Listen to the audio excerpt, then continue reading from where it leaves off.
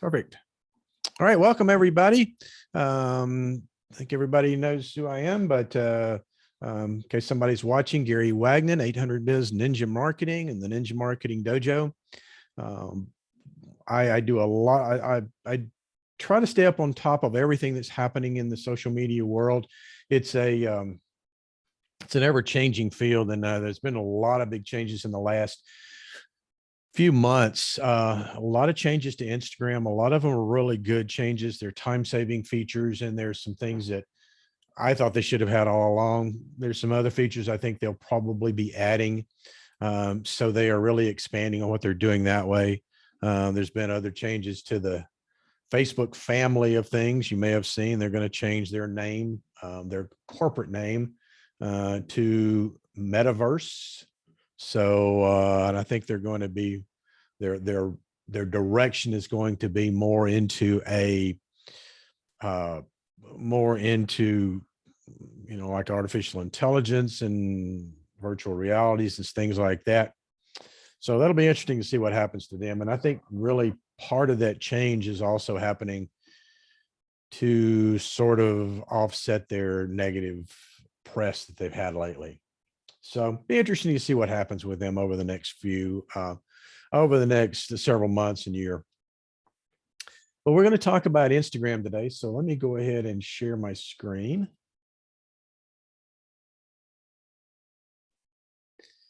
And because in my mind, Instagram is still one of the top platforms for building a brand. The effectiveness is, the reach is really effective. The things that they've been trying to do continue to grow and build your followers. But there are some really cool changes. So I want to jump into those and kind of give you some overview of what's happening. So one of the first things is you now have the ability to post directly to Instagram from your desktop. That's always been, to me, has always been a huge plus if I was able to do that, because I spend so much time at my desk that my phone is sort of a secondary, it's more of a communication device, and I don't use it as frequently to do posts and things like that. Whereas my desktop, everything happens there.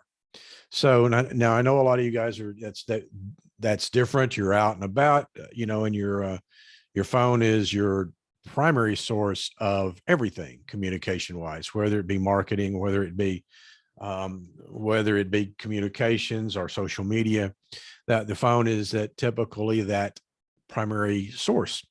But again, I think there's a lot of things that there's a lot of advantages. You have a little more editing tool capabilities on your desktop that you do on a phone, at least for me, because I have a ton of that stuff here available. Whereas where I find the things that are available on the phone are limited in capability. Now there again, I think those people that are used to that, they find those easy to use and it's no big deal. But again, I think the idea of being able to post from your desktop is huge. So if you log into Instagram on your desktop, you'll see a little plus icon up here in the top corner, and that's where you start. You simply click on that. You can add video. You can do a text post, a combination, carousels, anything that you want to do. You can do that from right here on your desktop. The only thing you can't do on the desktop yet are stories and reels. So those are the two limitations, and that kind of that makes sense. And I think at some point they'll probably give us the ability to do stories or reels on a desktop. But when you think about stories, there's sort of a day in the life, and so you're out and about, and it's whatever's happening right there. Stories are really easy to use from a phone, because it's simply a matter of shoot a video, take a photo, whatever it is, put a little text to it, and it's up and live. Reels, again, being a video application, totally video application, that oftentimes is geared toward your phone. And if you're like me and you try to record things off your desktop in a vertical format, like is required for Instagram, it's harder to do because typical editing software for video is horizontal, standard horizontal video. So there are some challenges. So we'll see what happens over the next few months, but that is, but right now the ability to post on the desktop, I think to me is a really plus, and it really saves time. Now you can also incorporate that in through to Facebook and tie the two together through Creator Studios in Facebook or Instagram. So you have that option as well. You can, one other thing with that too is you do have the ability to save and schedule. So you can save and schedule if you utilize the Creator Studio. You can create your posts and then schedule them to go out at the time you want. So that's a huge, to me, that's a huge component because you get the ability to create a consistency of your message. If you want your message to go out every Monday and Friday, you want to have an Instagram message out there, then create those several weeks in advance, have those scheduled. They'll go automatically. All you need to do is go in and check the engagement and follow up on anything, obviously, that was engagement that happened, but it gives you the ability to, that's the easy part. Creating it is usually the thing that takes time. So that's one of the other pluses from a desktop standpoint.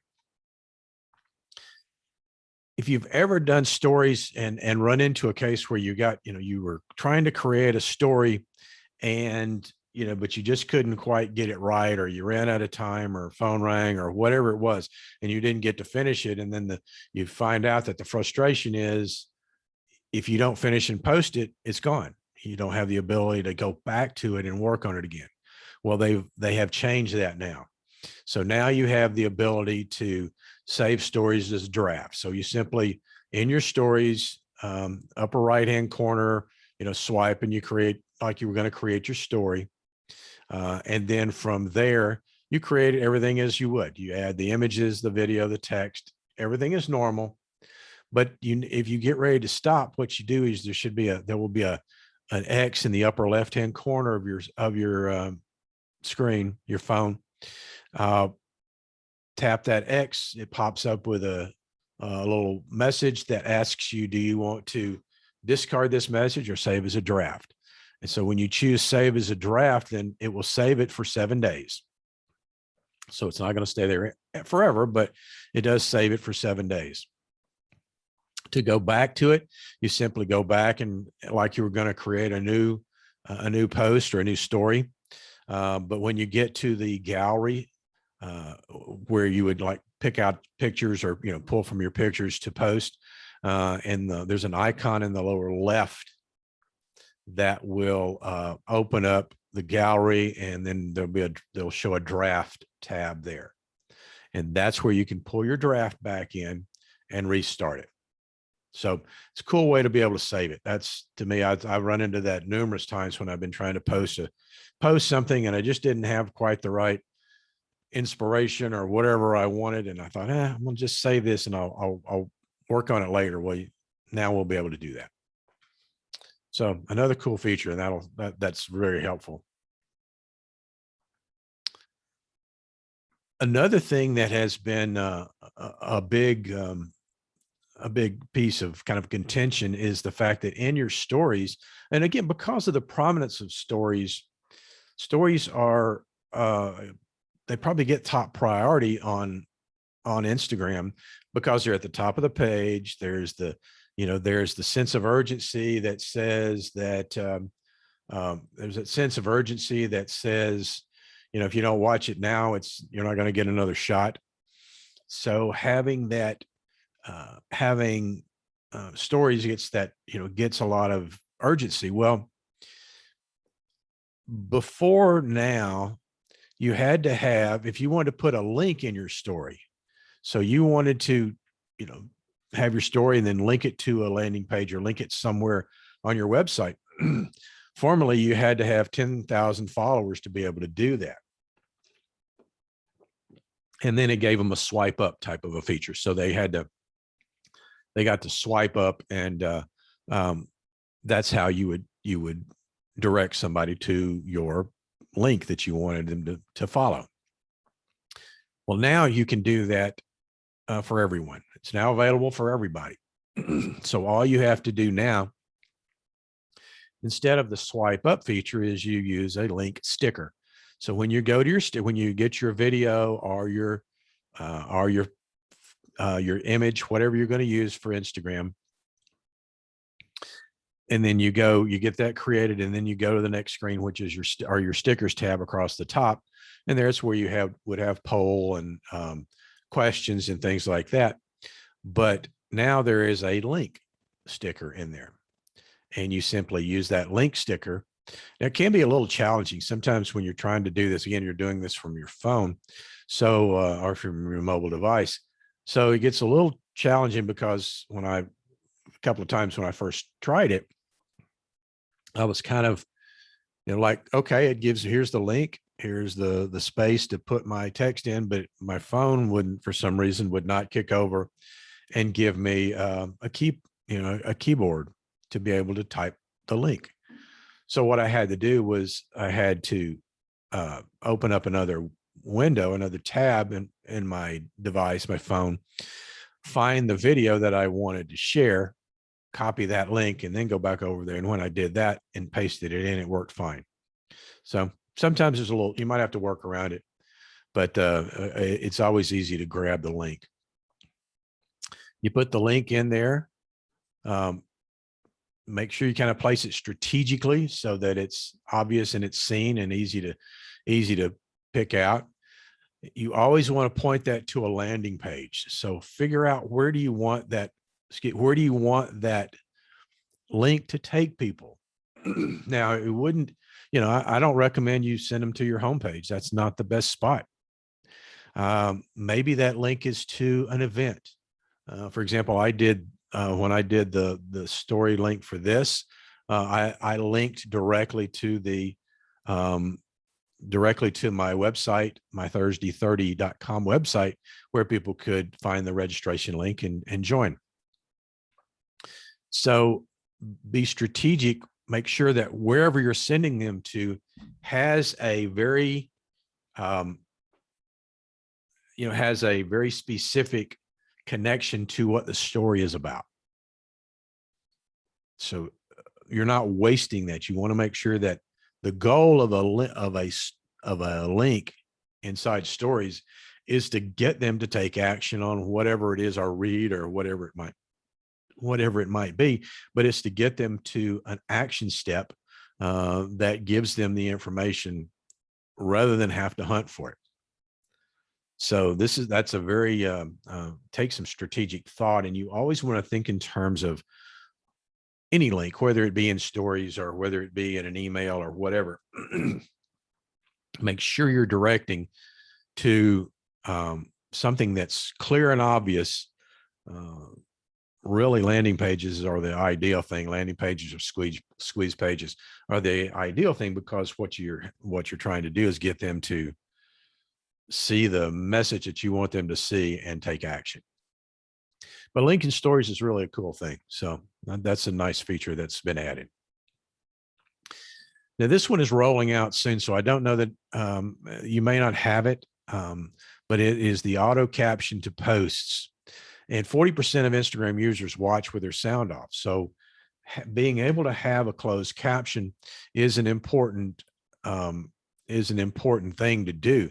You don't want them to be able to look at the video and not be able to see, for whatever reason, they don't have their sound on. So you want to be able to get that message across, and that's where the auto caption comes in. You're, adding automated subtitles is going to improve your accessibility. People are going to be able to read it. And as I told somebody when I did this class before, sometimes people may not understand Southern quite as well as, as I think they do. And so they may not understand the words that I'm saying, but they can read it. And so it's universal in the language of, when you're talking about written word as opposed to spoken. So sometimes the ability to access that, it's also going to increase the engagement and really clarify your message. So the idea of getting more engagement in your post is important. If, you know, again, putting those call to actions in there, putting the things that are important that you want that post to convey. For those, I know a lot of folks they want to have a separate personal and business Instagram. And a lot of times it, you know, can be because of privacy issues. I know a lot of folks, especially folks that have kids, you know, and they may be posting pictures of their kids. They don't want that public. They don't want that to be seen by everybody, but they still need the business side of things. So if that's the case, you know, a lot of people will have two different emails and they'll have two different Instagram accounts. Well, if you do that, before, what you had to do is sign out of one, sign into the other. Now with if you have an iOS device, Apple device, then there's an icon to switch between different accounts. So it makes it real easy. Facebook has that same option on a desktop, really on desktop or phone, where it says switch accounts. So it's just a matter of choosing another one that you've logged into, and you can jump over to that. So again, a nice feature to be able to jump between accounts if you're using that. And it's available, right, like I said, only for iOS right now. I'm sure that at some point it will be available on Android also, and probably desktop. Another really cool feature is the collaboration feature. And the ability to grow your audience and use potential partners is huge. And the fact that what happens if you collaborate with someone else is the fact that your audience gets introduced, your followers get introduced to someone new.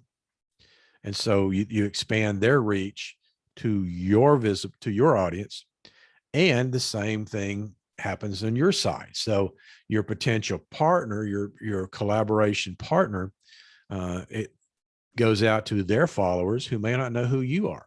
And so now you've been introduced to a whole new audience. So the collaboration feature is a pretty cool feature. And you guys have heard me, some of those of you that heard other webinars know that I've talked about the aspect and the power of that collaboration and that synergy between strategic partners. So what you're really going to do is you're co-creating posts or reels with someone else. You invite them to create with you. It's available. It's available to use for posts, for videos, for carousels, and for reels. Again, not really available for not available for stories, but stories, like I said, are kind of a different animal. And you start by creating a post as usual. You share your screen and select people to invite. You tap on the invite tab, the invite on the collab tab, and you can only collaborate with one person per post. So it gives you, so you're only limited to one person. But again, it gives you the ability to kind of dig deeper. If you're going to create a, share content between two of you, either a carousel post or a video, then that's a nice way to do that. And they get an invitation to accept. So it's not, so what you do is you send them an invite, they have to accept it. It's not going to be an automatic thing. So you would have to accept it. Instagram has live rooms now. So that's a place where you can go live with up to 3 people. Great for a panel setting or for an interview type of a setting. If you're going to do something like something like an educational show, and maybe you've got 3 segments and you have 3 different guests, then you can bring them in one at a time, or you can set up as a panel and have everybody in there at once. So there's a couple of ways to do that. So you choose live from your plus icon option. And you can add, like I said, one guest at a time or start as a panel. Use your camera icon to search for people to add. So that's how you find the folks you want to bring in. So again, that's a nice way to think about expanding that reach, because now if you're bringing in a guest speaker, you're exposing them to new people. You're getting exposed because they're going to share it. And so it's going to expose you to their audience. So we're always looking for ways to enhance, to grow our followers, to demonstrate our expertise to new audiences. And this is one of the ways to do that. We've talked in the past about IGTV. IGTV was Instagram's long form video. It was everything over a minute. Most of the IGTV was 15 minutes to 60 minutes long. Well, if you haven't taken advantage of IGTV, too late. It's gone. They've already they canned it. I think they spent a lot of effort trying to promote it, but I don't think they got the because you had to go to a different tab to see IGTV videos. I think their approach was wrong in the way they did it. I think it didn't tie together. So now everything is now under IG video. So there'll be a tab for video, and it's going to show right in your news feed. So that's to me makes more sense. I don't know anybody that particularly went to IGTV. I tried to go a few times and really explore it. I ended up getting anywhere from an African safari to a jungle tribe in the Amazon, doing a tribal dance or whatever, to a fashion show in Milan or whatever. I really saw no value in it. So, it's kind of, and again, I may have looked in early stages of it, but every time I went, I never really found anything that I felt was important. So I know most people weren't looking at it either. But you can, with video now, you can edit video from the app only. You can't edit that on your desktop yet. All videos are now under one tab.